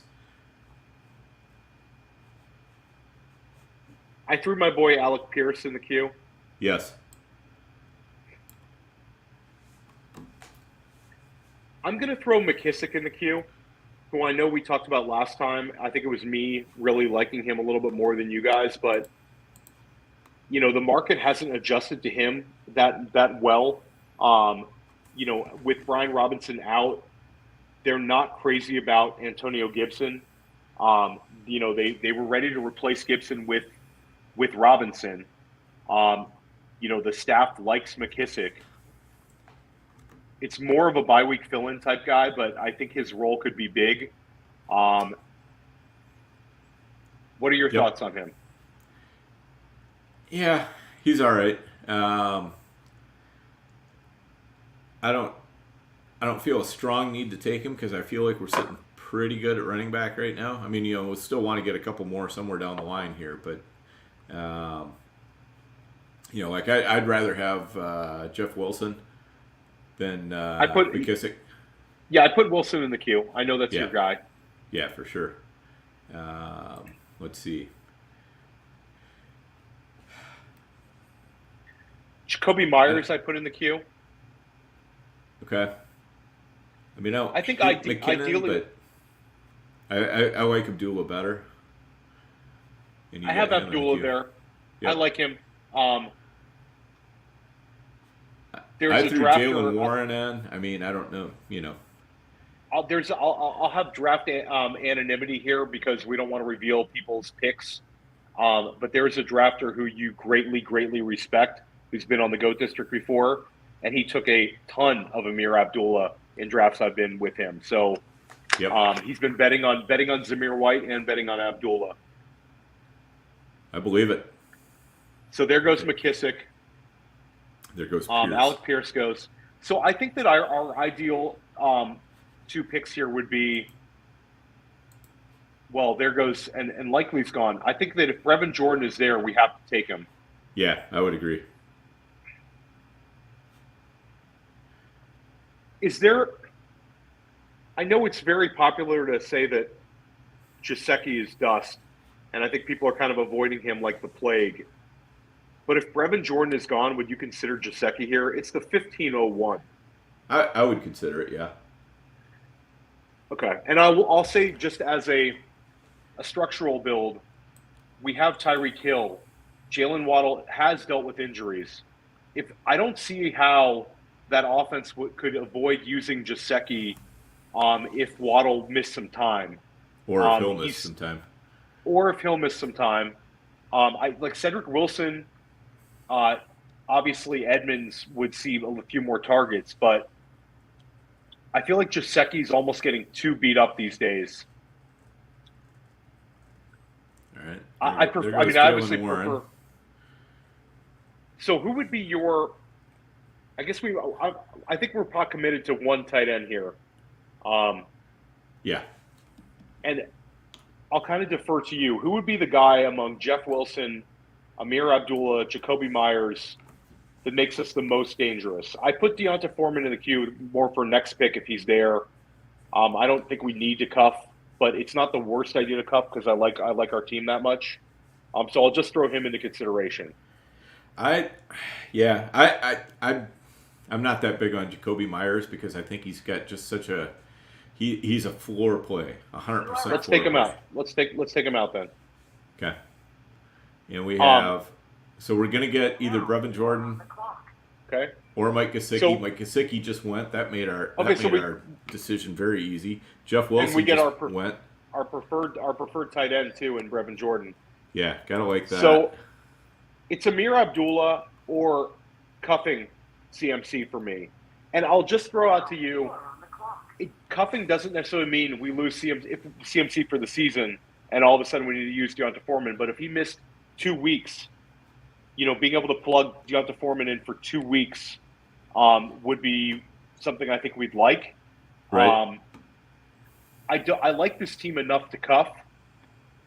And I like Amir Abdullah, but again... Do you think Foreman is for sure the cuff, though? Is there any chance? Could it be split up between him and Chuba? It could be Chuba. But I think that there's a chance that if we see the week 1 usage being Chuba, people are not going to flock to the waiver wire to get the guy who played, 20% of the snaps versus Foreman playing 5% of the snaps. We could easily make a switch. Yeah. Your call here. It's Abdullah or Foreman. I'm okay going either way. All right. Let's do Foreman. Okay. Done. So I'll throw this out to you. It's not the best looking build, but if you took Chuba in the 20th round, knowing that you're going to cut one of them after week 1, just so we see some clarity on who's running running clearly behind CMC, I don't think that's the worst idea considering we're a couple days away from the season, and this team is not going to be needing to change our roster at all. Yeah, I mean we could see, but I really think the only way that we're having to scramble and pick up Chuba is if something happens to McCaffrey week 1. If something happens to McCaffrey week 1, we're fucked. Well, I don't necessarily mean that. It'd just be more of a free look. Yeah. To see, like, basically with the idea that one of them is getting cut next week. Right. But we'll see who's running with the twos. And I think they're playing Cleveland. It's going to be, a pretty neutral game script type game. The RB2 is going to get some touches. If one of them gets 0 touches and one gets 8, we're kind of seeing what the coaching staff believes in. But again, we can grab that RB2 next week on the waiver wire, and nobody's really going to prioritize that. So right. I think it's probably a poor strategy, especially because there's guys in the 20th round we're going to like. Yeah.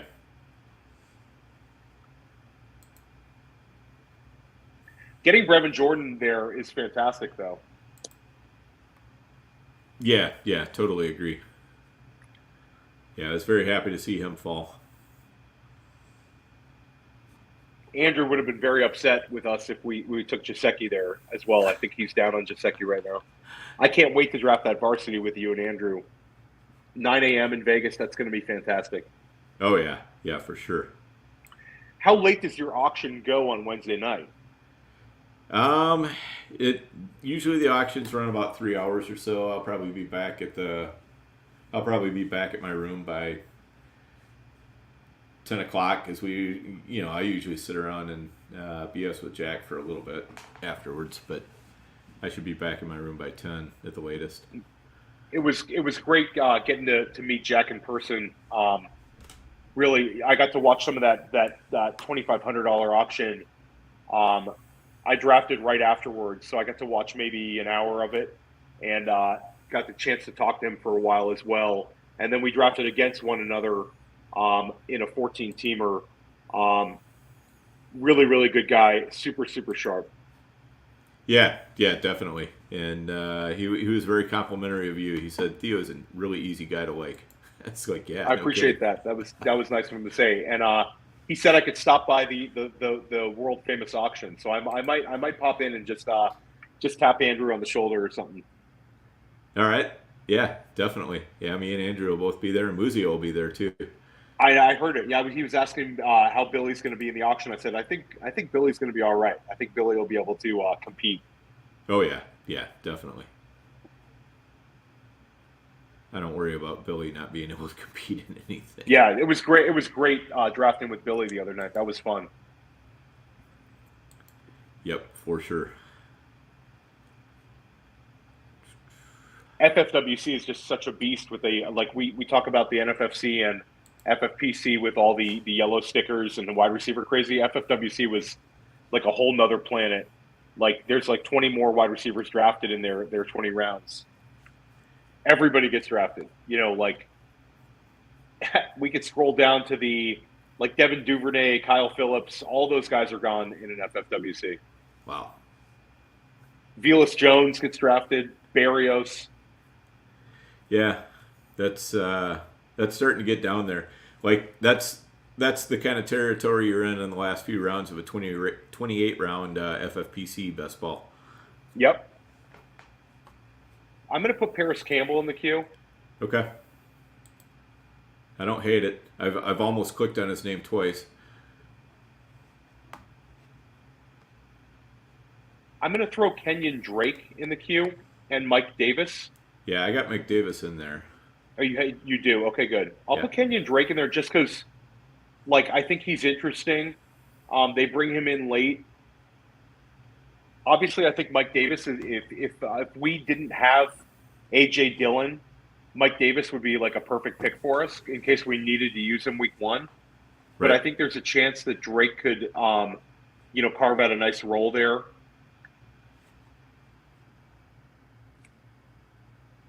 And I'll throw Boston Scott in the queue. Yeah. I mean, you spoke highly of him. He belongs in there for sure. Yep.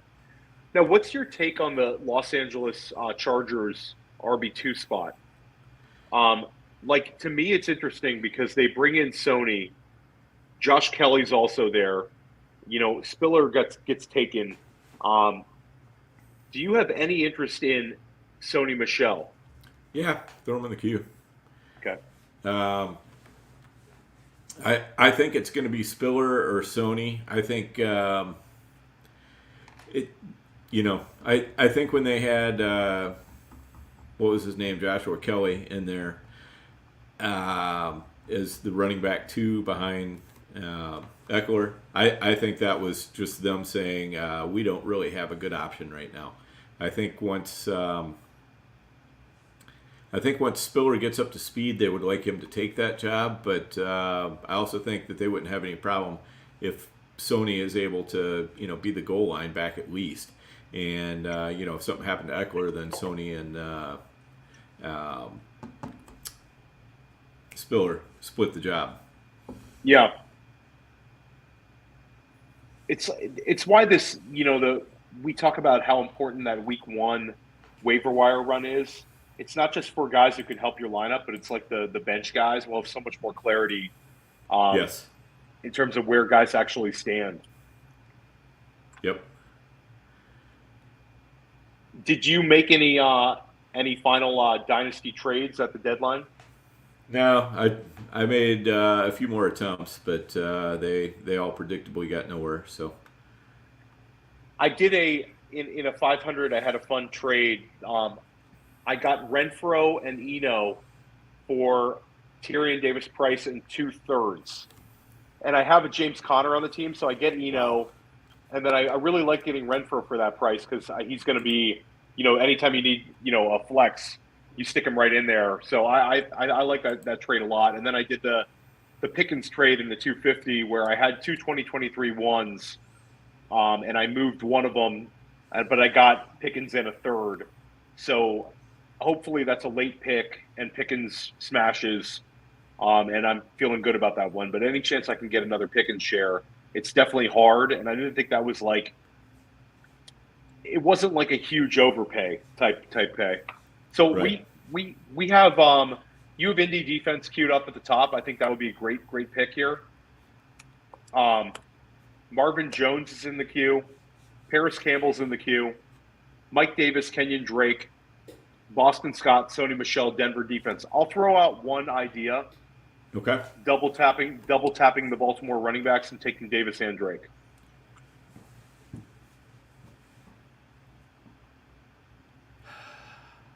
We don't have to do it, but we're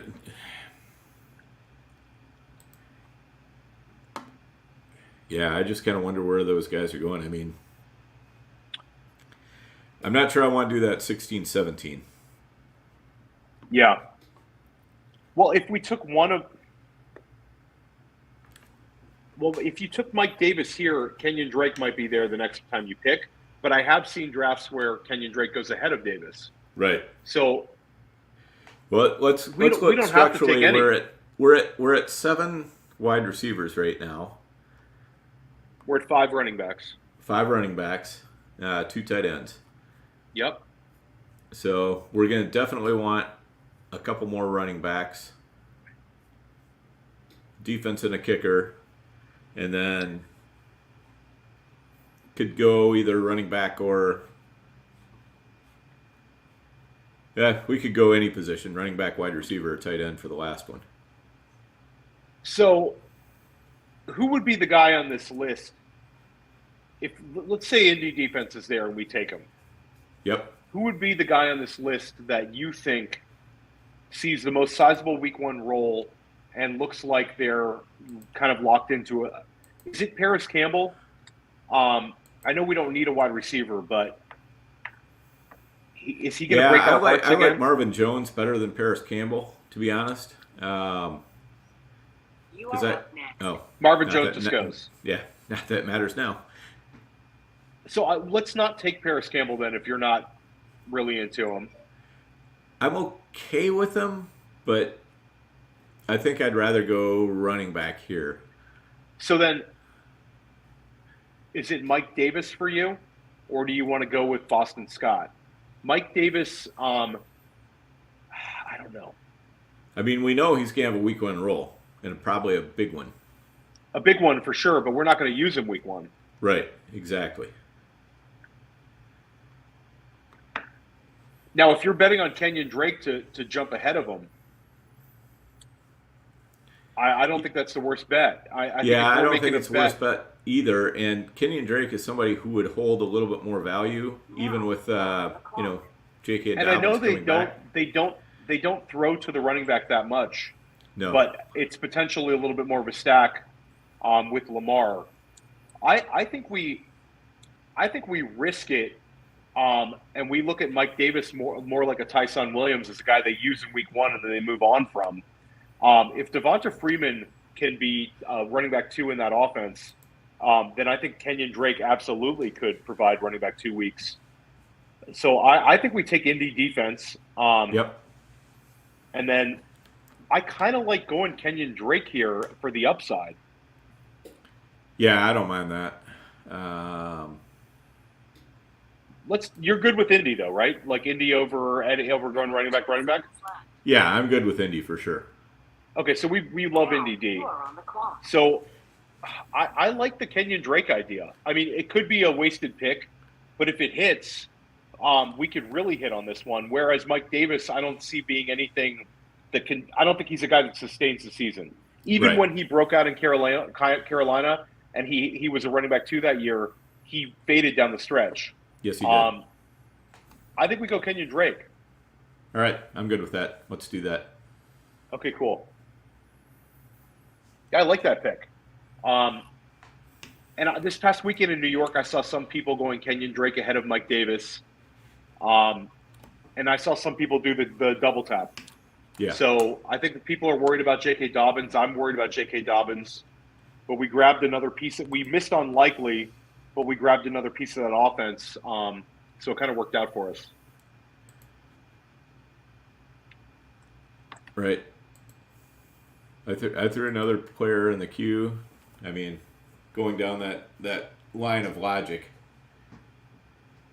Gus Edwards. The Gus bus? Yes. The only problem with the Gus bus is you've got to. I just knowing us, you got. We're going to want to hit the waiver. We're going to want to hit the waiver wire.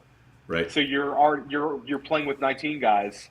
That's my problem with the Gus bus. I don't think anybody's going to draft the Gus bus, and I think you can, we could be aggressive with getting Gus Edwards in like week 3 waivers. Right. Because I don't think anybody's going to carry him. And if somebody does draft him, they're going to cut him to make a move. Week 1 waivers, you're going to see 20 guys added. Yeah, 20-plus guys get added. So Hassan Haskins is interesting because I think Hilliard kind of moved up a little bit, but there's some word that Haskins might be the receiving down back in an offense that doesn't pass to the running back, but he would be the receiving, get some receiving work. You think so? It seemed like Hilliard was getting all the targets. I thought I read a report about Hassan Haskins. Let me see if I can find this report. All right. Yeah.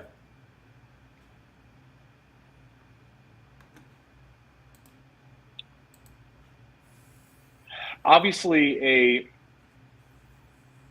Dearness Johnson is interesting. Mm-hmm.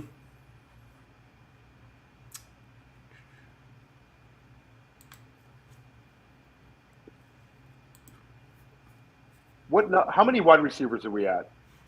7? 7. So 8 is not necessary, but right. Yeah, if we went in with the 7 wide receivers we have, I'd feel good about it. So I'll throw Trey McBride in the queue. Yeah. Based on Zach Ertz is potentially hurt and missing. Like if Zach Ertz misses a sizable part of the season, Trey McBride would be a really, really nice player to have. Right. Yep, totally agree with that.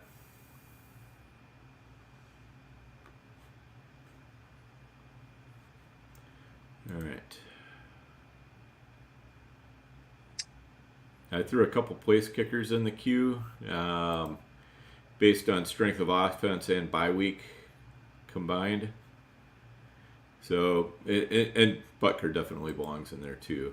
But I was looking for a somewhat later bye week. Blankenship doesn't go on bye until week 14. We'd have the Indianapolis kicker and defense, but I mean we have a lot of time to to step around that problem in week 14. Yeah, I kind of like having the double tap special teams defense combo. I don't like it normally just because unless it's a late buy, because then that puts you have to drop 2 position players to pick up another kicker and another defense on the same week. Whereas if you can stagger them, then you only have to drop 1 position player, pick up your kicker, and then drop your kicker, pick up your defense, whatever. I'm also spoiled by the Nick Folk Pats defense combo that I had a couple places last year. Which that was just awesome. Yeah, it definitely can work out, and if it's something you can step into after their bye weeks, that's great. Or if it's one of those things where, like with Blankenship and the Indy defense, if another good defense comes available or another good kicker comes available sometime before week 14 and they've already had their bye, we could just swap out at that point and then we don't have a bye week problem anymore. So we have still in the queue Paris Campbell, Boston Scott. They have not been drafted. Trey McBride. If we're going to draft McBride, I'd almost want to do it now. Yeah, I don't think he's going to make it to 20 anymore. Not with the news that came out on Ertz today. When it comes to Blankenship and McManus, I've drafted a ton of McManus. Would you want to push kicker, or would you? And I'll say Daniel Carlson being available. Here, I just threw another one in there. Will Lutz is a good one with a week 14 bye. I mean, love that. That's a team with a great defense. So a great defense, and also Lutz has been, a big time fantasy kicker, top 5 finish before, and he was injured last year. And the fact that they bring back a guy a year after being injured just goes to show you how much they like him. Yeah, so I have no problem pushing kicker until the end, especially since we already have 6 teams that have taken kickers already. There'll probably be a couple more by the time it gets down to our pick. So, there's say 8 teams already have kickers. At that point, there's limited value to me for, taking the number 9 kicker or taking the number 12 kicker, which we could get it. The number 9 kicker we'd have to take right now at the 18-19 turn, whereas the number 12 kicker we could take at the end of the 20th. And I'm pretty confident we can pick a good kicker at the end of the 20th. So Boston Scott would probably be the person I would like to take here. Okay. Unless you want to go Paris Campbell. No, Paris ended up there just from attrition. That's how he ended up at the top of our queue. So let's take Paris out. Okay. Let's focus on Boston Scott and Trey McBride. Yeah, Sony Michel, another decent option that's already in our queue. I'll throw Damian Williams in there. He interests me. Yeah. He's gonna have a big role right away. And it also gives us a little bit more.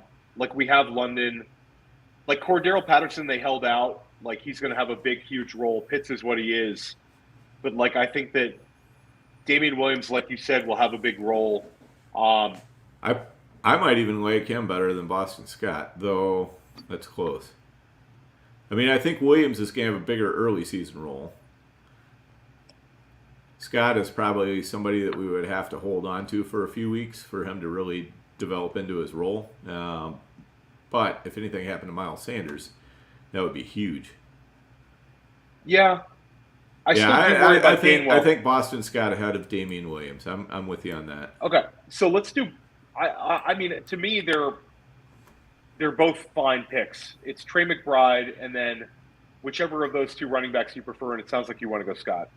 Yeah, I think I think that's probably the better play. I'm just not sure how much Atlanta's, 2 down grinder back is going to be doing. Is Damian Williams going to be a 3 down bell cow? I don't think so. No. I do think it's going to be, it's very hard to predict how Atlanta's offense goes besides London, Patterson, and Pitts. I think it's very speculative. But again, we've seen Sanders struggle with injuries. Scott had like 6. Did Scott have 7 touchdowns last year, or was it 6? Yeah. Something like that. So Scott out touchdowned Miles Sanders 7-1. And and Howard had 6. So we've seen that offense be able to produce rushing touchdowns. Let's go with Boston Scott. And let's go with Trey McBride, unless Devad, snipes us on one of the two. Yeah.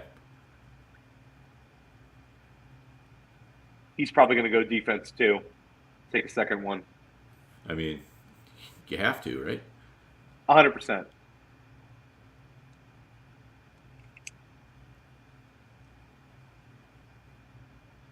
He's definitely going to milk the clock here. What do you think of the 4 tight end build from Team 3? Hate it. I know you're not a big fan of that. I mean, if this was a 28-round best ball, going Higbee, Everett, Hooper would be great in the 11th, 12th, and 13th. Trying to pick a weekly starter there, and then throwing Fant into the mix. I mean, now you are on the clock. Fant was just okay. So Chuba Hubbard goes. Yeah. And so you got McBride and Scott. Oh yeah, okay. I didn't even ask you. I think we're okay. All of a sudden, I was like, wait, where did McBride go? No. We'll keep this thing moving. It is almost midnight on the East Coast, and almost 11 in Minnesota. So we want to keep this thing grinding. Sure. I like it. It worked out well for us, and he wants to take Chuba, thinking that we were going to take a third Carolina back. It's fine. Take Chuba. Enjoy. Right. I prefer Foreman to Chuba. Right. Agreed. Looking at this, I'm trying to see if there's any picks I would really change. I don't think so. I mean, you could make a case for the Burks over Olave, but I'm a big Olave guy. I've already got a lot of Burks. And I think we would have had to wait on Burks. Whereas Olave, we could throw in week 1. I think he's got enough juice that, we could throw him in the flex. Brevin Jordan could not have worked out any better for us. Like, we don't get Likely, but we get the tight end that we've been drafting that we like a lot. Chase Claypool was a tilting pick for us. But I'm happy to get him there. The 11th round seems right. Yep. Is there any picks that you kind of have regret on? I mean, I didn't love the Claypool pick, but I felt like we were a little bit stuck there, and we both have a good amount of Nico Collins as it is. Yeah, a ton. So I was kind of looking to do something different there. Josh Palmer would have been interesting if we would have done Josh Palmer instead of Claypool. But having Josh Palmer and KJ Osborne kind of feels like 2 wide receiver handcuffs in a sense. Mm-hmm. So that I think that, like Claypool, we've seen Deontay Johnson potentially miss some time. Pickens, we know he's had an injury history in the past. Claypool's had fantasy success, and his targets were similar in both years. It just was the touchdowns that was the difference. And again, me and you took Claypool in that main event that we won last year in Vegas. We took Claypool in the 6th round or the 7th round. So this is like redemption for Claypool with us. He's gonna make a big bounce back for us. Well, and the other thing I like about Claypool is I've got a lot of Pickens sprinkled around, and so just making the other end of that bet at least a couple times makes some sense. Rachaad White might have been my favorite pick because of where we got him. I think that was just fantastic. Yeah, I was white knuckling it all the way down to the end on that one because there was such a running back run going, and then all of a sudden everybody went away from running back and let White fall to us, and he was literally the last one. So I was surprised that nobody took him, given that there was such a step down after him. And I think the Dillon pick, I think was smart what we did there because when we picked again in the 6-12, we didn't really love the running backs available to us. Right. Like I mean, we could have gone Ramondre. I don't hate Elijah Mitchell. I don't either. I just think it's playing with fire, and I think there's a chance that there could be change. I will say that if you could change your team and you went with, let's say, Juju or DK Metcalf or somebody like that instead of AJ, and then went with Ramondre instead of Drake London, I think we'd probably feel about the same about this team. Yeah. But it's not like an egregious thing we did. I mean, I think that it's fine. Like having Dillon and London, it seems right. So, and I love getting Lamar where we got Lamar. So this was good. Yeah, I agree. I felt good about that. The only thing I would have liked to have done with Lamar is instead of taking him at the 6-12, take him at the 7-01, just so it looks even a little bit better. Yeah. Sexier board. Mess with the Fantasy Mojo ADP a little bit. Get people hopeful that they're going to get 7th round Lamar. Right. Exactly. And I do think Kyler Murray was a fantastic value in this draft, kind of where he fell. Yeah. But again, we've got a lot of Kyler. I've got to try to avoid taking too much Kyler. And Bateman at the 4-12, I think, was a great pick for us because wide receiver had run, and we take our upside guy there. You prefer getting him in the 5th. I've seen Rashad Bateman in the 6th, but in this draft, you just kind of roll with the punches. So we're coming back on. We've got 5 kickers in the queue. Yep. I like Lutz. Wait by. Yeah, I'm with you. Good kicker, kicks indoors. Especially with McManus just going. Folk is probably my second favorite, simply because I have a fair amount of Prater already. Yeah, I'm good with either kicker. I like the idea of Will Lutz because, again, you don't have to touch the kicker spot until week 14. That's a nice thing. Yep. And we do have, Team 10 has they've got Josh Allen and Tom Brady. They doubled up on kicker, doubled up on defense.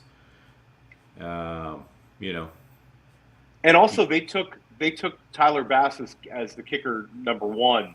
The utter disrespect for my boy Justin Tucker. Right. It's harsh. It's harsh. You can't do that. You have to take. I mean, not taking Justin Tucker as kicker one is just bad mojo. But he wants the free look though. I'm guessing he wants a free look. Is that it? And I think that I love the free look, but you can get. I know. But I don't think free people look should come in like rule. round 18 or so. I don't think people understand the rule because I think that the fact that he took a second kicker, where you could have the free look and then just drop him and pick up another kicker. Right. So I think you've seen people do that, yep. And I think it's not necessarily something like you've got to kind of know the rules in FFPC, but it's not like when you sign onto the team page, they're really explaining what the free look is. Right. So I think some people do get confused by it. Yeah, I would agree, and that also explains the 2 defenses, San Francisco and the Rams. Get that free. He loves a free look. Yep. All right, so what pick are we tomorrow night in the Super Bracket? Tomorrow night's Super Bracket, I believe we have pick 3. Love it. I think we have 3 in this one, and then our Thursday Super Bracket, I think we have pick 10. This is my first year doing the Super Bracket. Oh, it's fun. Yeah. When you make that final 96, it's a hoot. That's awesome. Without a doubt. All right. So between Lutz, Folk, and Dustin Hopkins, somebody's got to make it to us, right? I'll throw in Jake Elliott just in case nobody. They have to. How's Elliott for a kicker 4? I think it's fine. Suck up. You like Suck Up or Elliott? I like Suck Up. But if you want to go get a piece of that Philly offense, that's fine too. Yeah. All right. We're going to be rooting. I don't think it's going to matter in the Philly. Yeah. I don't think it's going to matter. Wow, this team is taking it down to the wire. I guess they're just they probably logged out already. You got to love the people that use the full clock in the 20th round. It's well, my guess is he just put it on auto and logged out. Sammy Watkins not the worst 20th round pick based on I don't hate the Christian Watson Sammy Watkins double up No. if Lazard is banged up. That's kind of a sharp move, double those guys up. Yeah, it is. Too bad you combined it with 4 tight ends. This is true. You lower your EV a little bit. Yeah, when you combine it with 4 tight ends, it no longer looks sharp. It looks lucky. Yeah. The Noah Fant one is just like, stumbled into it. Some people love going purple. Yeah, I guess. Yeah. I guess the idea there is I'm gonna get 4 tight ends and watch them for a couple weeks and then drop a couple or something. I guess I don't know. And more likely than not, you're gonna have a bunch of guys between like tight end 12 and tight end like 19, right. And you're not gonna know who to start. You're not gonna know who to start, and worse, you're not even gonna want to drop anybody. You are on the clock. Right? That's true. That's a great point. Yeah. So you're gonna be like stuck holding 4 tight ends. All right. We want to go Lutz, or do you want to go Folk? Let's go Lutz. Lutz. All right, Lutz it is. All right, awesome. This was a good one. I like this team, and it gets me really hyped for our next draft. Our next main event that we draft together is going to be live in Vegas, which is just awesome. Yes, indeed. Yeah, and then so the first thing we've got, the first draft we have coming up is going to be the varsity with Andrew. Yeah. That'll be on Thursday morning, and then you and I will draft that second super flex or super bracket, and then and then on Friday night you and I will have that main. So I can't wait, man. I can't wait for tomorrow night. I like this team a lot. This team feels dangerous, and I think we really maxed out what we could do with the McCaffrey build.